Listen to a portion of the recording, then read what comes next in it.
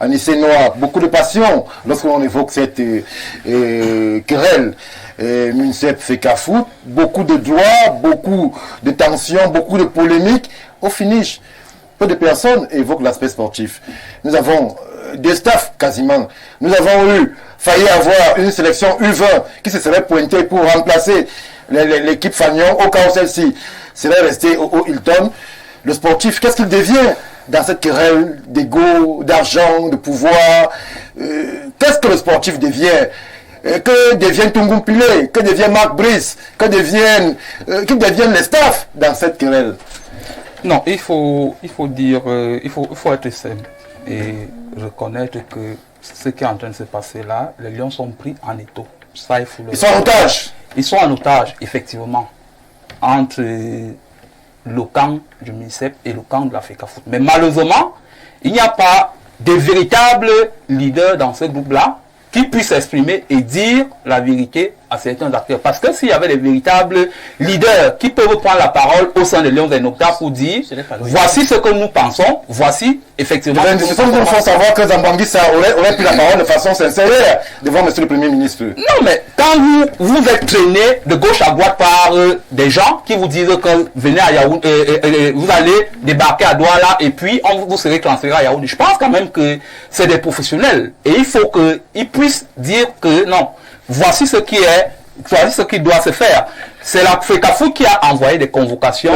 C'est la FECAFOOT que je reste avec vous sur cet aspect bien précis. Est-ce que les Lions Indomptables ont manqué à leurs obligations en se retrouvant du côté du Hilton? Bien sûr qu'ils ont manqué. Les Lions Indomptables ont manqué à leurs obligations. Pourquoi? Parce que c'est la FECAFOOT qui envoie des lettres à chaque club, parce que ces Lions Indomptables là sortent les clubs. Et lorsque la FECAFOOT envoie des lettres à chaque club, ça veut dire que lorsque le club libère un joueur, il sait qu'il le met à la disposition de la FECAFOOT et non du ministère des Sports. Il est donc hors de question que lorsque le Lion Indomptable arrive à Douala, qu'il soit transféré à Yaoundé. Imaginez un seul instant que les Lions Indomptables arrivent à Douala et on les met dans une voiture personnelle et on les envoie à Yaoundé. Mais lorsqu'il y a accident en cours de route, qui est responsable de cet accident-là? Si le ministère des Sports savait que non, les Lions devaient être à sa disposition, il n'aurait même pu demander qu'ils débarquent à Yaoundé. Mais ce qui n'a pas été fait, parce que les Lions Indomptables ont débarqué à Douala, parce que c'est la FECAFOOT qui a envoyé les convocations au sein des clubs, et les clubs, les libérants, savaient qu'ils les mettent à la disposition de la FECAFOOT. Parce que vous l'avez mentionné tout à l'heure, avant qu'ils soient convoqués, le capitaine Aboubakar a reçu une lettre de la FECAFOOT pour lui dire qu'est-ce qui est censé être fait, pour lui dire quelles sont ses missions en tant que capitaine des Lions Indomptables.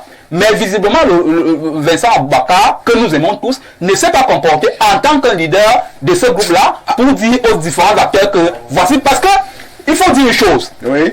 Nous avons des textes, et moi je n'aime pas ce juridisme-là, parce que ce soit au ministère des Sports, que ce soit à la FECAFOOT, il y a des brillants, des chevronnés juristes qui peuvent lire et interpréter les textes. Ce qui est en train de se passer là, c'est le désordre, et ce désordre-là est créé à dessein. Vous avez cité un interlocuteur, un acteur majeur. Des Camerounais s'interrogent aussi sur ces différentes sorties et postures. Marc Brice. Marc Brice, il y a quelques jours, fait une interview où il déclare qu'il ne jouerait tous ses matchs qu'à Yaoundé. Il arrive, il n'y a pas la traditionnelle conférence d'avant-match. Il fait un tour furtif du côté de la fédération. Il en ressort sans dire mot à la presse. Il quasiment prend la parole de façon impromptue et inopportune, selon ce qui est déclaré. On dit qu'il y avait les plans B partis. Est-ce que, justement, cet acteur-là, dans sa communication, ne contribue pas justement à ce qu'on se retrouve dans cette situation dans laquelle finalement on ne sait plus qui fait quoi? La dernière indiscrétion, c'est la présence d'un joueur qui n'a pas été convoqué, mais qui justement se retrouve au sein de la tanière. Son nom me reviendra, Pierre Koundé Malone. Comment est-ce qu'on se retrouve avec une cacophonie pareille? Un joueur qui n'est pas à la liste, il n'y a pas eu de remplacement communiqué de façon officielle, mais qui se retrouve à s'entraîner, à être d'être au sein de la tanière. C'est du cafouillage. Écoutez, je n'aime pas parler de Marc Brice parce que j'étais de ceux qui se sont opposés lorsque certains ont voulu débarquer Rigobert Song. Parce que je suis de ceux qui pensent que lorsqu'on nomme un entraîneur, il faut qu'on lui donne le temps de travailler. Parce qu'une équipe ne se met pas en place en 2 jours. Il faut du temps à un entraîneur pour qu'il commence, pour que les victoires arrivent. Alors, vous m'invitez à parler de Marc Brice. Mais je vais vous dire que ce monsieur arrive au Cameroun comme en posture de colon. Vous avez suivi son interview dans un média occidental. Oui. Vous avez suivi, c'est-à-dire lorsqu'il a répondu à la lettre qui lui a été adressée par la FECAFOOT. Vous avez suivi sa réponse. As-tu un parti pris dans cette querelle? Mais c'est normal qu'il ait un parti pris parce que c'est la FECAFOOT et le ministère des Sports qui l'a amené au Cameroun. Oui. Et bien que la FECAFOOT l'ait adoubé, mais il est resté Ce qui n'est pas normal. La FECAFOOT a confirmé la nomination de Marc Brice. Bien sûr qu'il y a un contrat. Même s'il n'y a pas un contrat, je ne sais pas s'il y a un contrat. Mais là, on va dans le vaudou. Ce sont les raisons pour lesquelles il faut... C'est un travailleur clandestin qui travaille sans contrat. Permettez que je finisse. Oui. La FECAFOOT a fait des nominations. La FECAFOOT a fait des nominations. Et il y a à la tête Marc Brice et un certain staff. Je ne sais pas si le contrat a été signé à Marc Brice, mais il faut reconnaître que c'est le ministère des Sports qui a amené Marc Brice au Cameroun. Donc, et il y avait eu des querelles sur sa nomination. Donc, c'est normal qu'il s'accroche sur le ministère des Sports. Maintenant, je reviens sur ce que je disais tout à l'heure. Allez-y. Lorsque Marc Brice arrive, il fait une conférence de presse. On a vu ce qui s'est déployé. On a vu la lettre qu'il a, l'interview qu'il a donnée au sein d'un média occidental. On a vu sa réponse à la demande d'explication. On a vu lorsqu'il est arrivé au Cameroun pour l'entraînement des Lions indomptables, c'est-à-dire il convoque la presse pour une séance d'entraînement qui était ouverte à la presse, mais quelques minutes après, il expulse la presse sans donner une information. Et le jour d'après, il arrive en retard d'1 heure de temps à l'entraînement. Mais plus grave, Koundé Malong, qui n'est pas dans la liste, la première liste, est infiltré, parce qu'il faut dire des choses telles quelles, est infiltré dans la liste, mais les journalistes qui attendent l'information n'ont aucune information. Marc Brice arrive à la Fédération camerounaise de football pour faire une conférence de presse pour dévoiler la liste. Il arrive, se pointe à 10h30 et il repart alors que la conférence de presse tous ces manquements, cela n'est pas motif à licenciement. Je ne suis pas son employeur pour le licencier. Je pense quand même que normalement c'est la FECAFOOT qui devrait être son employeur. En temps normal. C'est le même Marc Brice qui déclare ne pas être à la disposition de la FECAFOOT. Mais puisque les procédures ont été bafouées et il a été nommé par le ministère des Sports, vous voulez que je vous le dise en quelle langue? Puisque les procédures ont été bafouées et il a été nommé par le ministre des Sports, c'est la raison pour laquelle il s'accroche sur ce ministre-là, alors qu'il devrait être à la disposition de la Fédération camerounaise de football. Donc, je vais terminer en disant que je suis de ceux qui pensent que nous devons donner le temps à Marc Brice pour mettre une équipe compétitive sur pied et qui puisse nous permettre de gagner. Mais il faut que ce monsieur garde une attitude professionnelle et il faut qu'il sache qu'il est dans une terre de football. Le Cameroun, c'est pas le Tchad ou bien la RCA. Le Cameroun, c'est une terre de football. Sans faire un jeu, sans faire un jeu, bien sûr. Je parle au niveau du palmarès. Je parle au niveau du palmarès. Le Cameroun, c'est quand même 4 cannes et plusieurs participations en Coupe du Monde. Il faut qu'il fasse preuve d'humilité et qu'il sache que certains ont écrit l'histoire du football avant qu'ils arrivent là. Et ceux-là ont été humbles pour qu'ils arrivent à ce niveau-là. Merci, monsieur Noir. Ce n'est pas pour faire le débat. Non, je voudrais juste demander que soyons patriotes, disciplinés et républicains. Oui. Les gens qui ont des matricules viennent tremper le nom du gouvernement dans la boue, ça ne nous honore pas. Je voudrais me désolidariser des propos de M. Anissé Noir. Stéphane Baga. Stéphane Baga. On ne peut pas manger le nom du gouvernement sur la table. Non. Vous, Stéphane Baga. Vous laissez que moi, je m'assieds. Non, manger le nom du gouvernement sur la table. Stéphane Baga. Il faut manger le nom du gouvernement. S'il vous plaît. Moi, je me désolidarise des propos. Je fais partie de vos intervenants. Non. Mais je ne vais pas admettre une, 2 fois qu'on m'indexe et que je reste calme. J'ai un matricule et je l'ai mérité. Je ne vais pas venir sur ce plateau faire la démagogie comme Joe Walker. Parce qu'on le sait tous, on sait de quel camp, dans quel camp Joe Walker est. Non, je suis bien. Écoutez, il y a ce qu'on appelle le paragon d'humilité. Il ne faudrait pas que Joe Walker vienne sur ce plateau. Non. Joe Walker vienne sur ce plateau nous dire qu'on va arrêter Samuel Eto'o alors que c'est quelqu'un qui fait de la flagornerie. Je ne mange pas de ce plat-là. Merci, vous l'avez dit. J'ai un matricule et je fais le travail qui me demandait de ce matricule-là. Lorsque vous m'invitez sur ce plateau, j'y viens et j'informe les Camerounais. J'instruis les Camerounais. Je ne suis pas là pour merci, demander un poste ou quoi que ce soit. Je vous suis apaiser, monsieur Noah, s'il vous plaît. Non, disciplinez vos panélistes. Merci. Je pense que Tchouaté devrait être discipliné. Merci, merci. Nous sommes sur un plateau sérieux. On ne va pas nous égarer dans des considérations qui n'éclairent pas la lanterne de ceux qui nous regardent et nous suivent de par le monde. D'ailleurs, les différentes contributions sur nos différentes plateformes font exploser quasiment le standard. Timothée Somba, véritablement, on n'en finit plus. Même sur ce plateau, le consensus n'est pas de mise. Lorsqu'on évoque cette situation du côté de la fédération et du ministère. Moi, mon interrogation, malheureusement, elle semble ne pas trouver écho, tant les attitudes plaignent sur le sportif. Le sportif m'intéresse. Quelle équipe contre la Namibie, lorsque justement on est tous focalisés sur les aspects extra-sportifs. Moi j'interroge l'observateur que vous êtes. Quel banc au stade contre la Namibie? Marc Brice Tungupile, Marc Brice Omambiyik, Marc Brice... Qu'est-ce qu'on fait, Timothée Somba?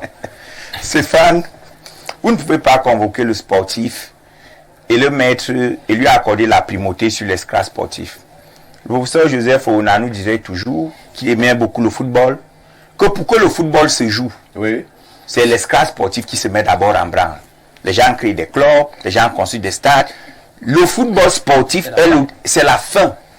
Donc on ne peut pas basculer directement vers le sportif en minorant l'escra sportif. La preuve, le désordre qui est là et qui est reflété sur les plateaux, c'est quoi? C'est l'escra sportif. Et on ne va pas passer le temps à réfléchir sur les conséquences sans commencer par les causes. Oui. Quelle est la cause du problème? On a un exécutif, je préfère toujours commencer par l'exécutif de la FECAFOOT. Pourquoi? Parce que le nouvel exécutif arrive, tu vois que le ministre des Sports est le même qui a travaillé avec Seydou Bombon-Djoya. Oui. Donc ils ont développé une manière de travailler. Et une manière de travailler qui parfois violait les textes. C'est pour ça que quand je parle de pratique ici, quand deux personnes s'asseyent ensemble pour violer les textes et ça se passe bien, il y a des résultats. C'est bon. Le problème, c'est que dans la continuation de la violation des textes, pour parler comme au quartier, un jour, ça a donc cuit. Vous voyez, on a nommé des Rigobert sont comment? Les hautes instructions. Comment on nomme depuis? Est-ce que c'est comme ça que la loi a prévu que l'on nomme? Appelons à nous cacher. Par exemple, la nomination du gouvernement au Cameroun. La Constitution dit, on nomme le Premier ministre. Il propose. Mais vous voyez souvent qu'on les nomme le même jour. La question que le profane peut se poser, c'est à quel moment a-t-il proposé? Donc, cette crise invite nous les Camerounais à savoir bien faire les choses. Oui. Ça a toujours été mon combat. Faisons bien les choses. Et sachons que dans un État, même dans nos familles, il y a le formel et il y a l'informel. Mais il faudrait pas que rien n'empêche.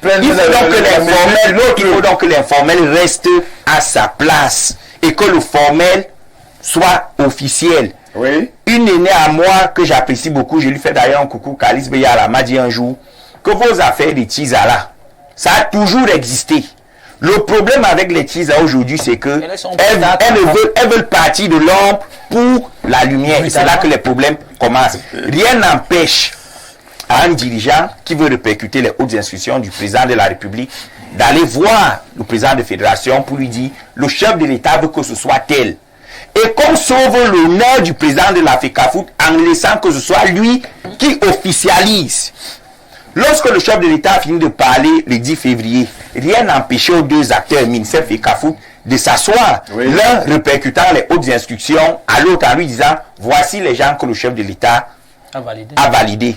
Mais pour que toi tu ne perdes pas la face aux yeux du monde, c'est mieux que ce soit toi qui rende cela officiel. Un État, ça fonctionne comme ça. Collaboration, compromis.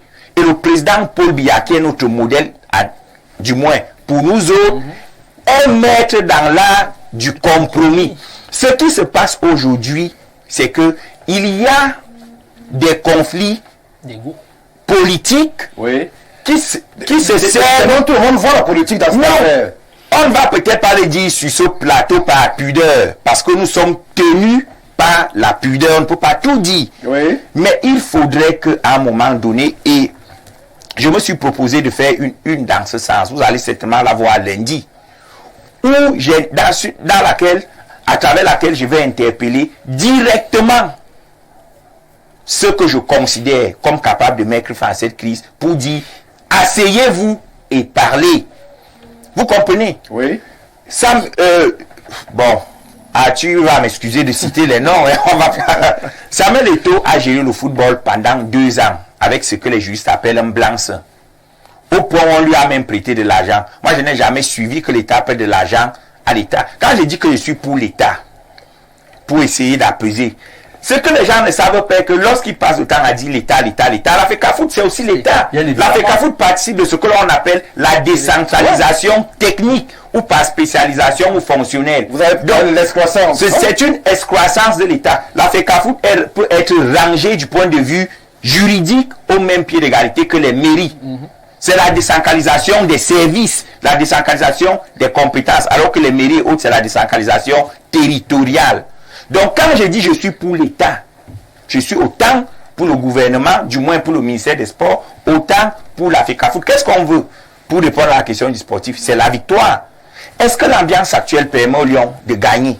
Ça se voit bien qu'ils sont mal à l'aise, parce qu'il y a des affinités. Certains sont les amis des gens au ministère des Sports, ou leurs enfants, ou leurs neveux. D'autres sont des amis des gens à la FECAFOOT. Et vous comprenez que dans une telle ambiance, on ne peut pas gérer une société sans tenir compte des affinités. Oui.